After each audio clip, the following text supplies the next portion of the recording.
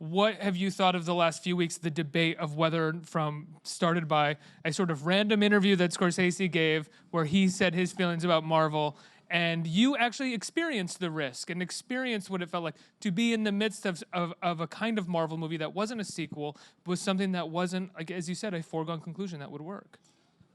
Yeah. And I apologize so much for the question. I can tell it's been bearing on you. It's not bearing on me. It's just, the only thing about getting the question is that I think sometimes people think like I'm not trying to in any way, talk about Scorsese. I'm only responding to the question because he initiated the conversation. Yeah, no one wants to beef on Scorsese. Yeah, Scorsese is one of the greatest directors we've had in the history of film. And I haven't seen his new movie, but I cannot wait. Rules. Yeah. So my feeling, is that one, I don't feel the need when I hear his statement to argue for Black Panther because I know what we did. You know what I'm saying? I know, that if I looked at what his criteria is for cinema, that's what we did, and even down to not just the risk of the film, but the risk of the characters. Like you're watching our movie. Now I'm defending it, but when you watch our movie, like you think I'm dead, and you think my character is dead. We don't know what happens to the heart-shaped herb. The culture is at risk. Can there even be any more Black Panthers at a certain point? Like that's part of the end of the movie. So the whole foundation of our culture is at risk. That's one of his points.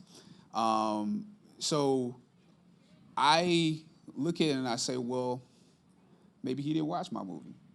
You know what I'm saying?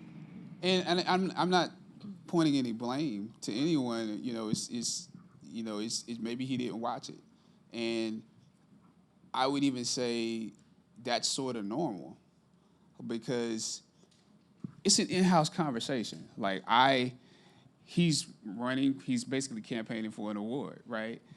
And as he talks about his movie, he's talking about the state of film right now, the state of making movies.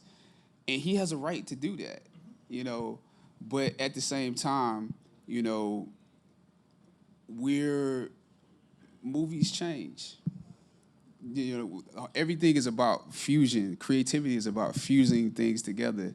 And so superhero movies have a certain, I know that Marvel, if you look at Ant-Man, if you look at Thor, if you look at Panther, they found a new way to do each one of these things. That's not the way superhero movies were made years ago. That's creativity. That's art. That's us finding ways to make movies that you didn't think of, and that's why it works.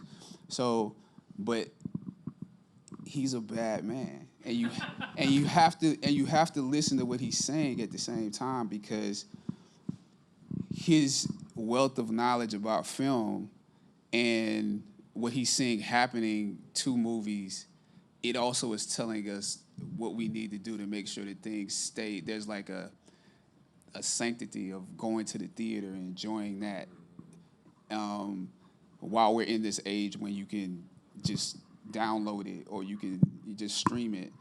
That's important too. So there's a balance there. See, I'm talking both sides because both sides are actually necessary in order for us to really enjoy movies, the best ways.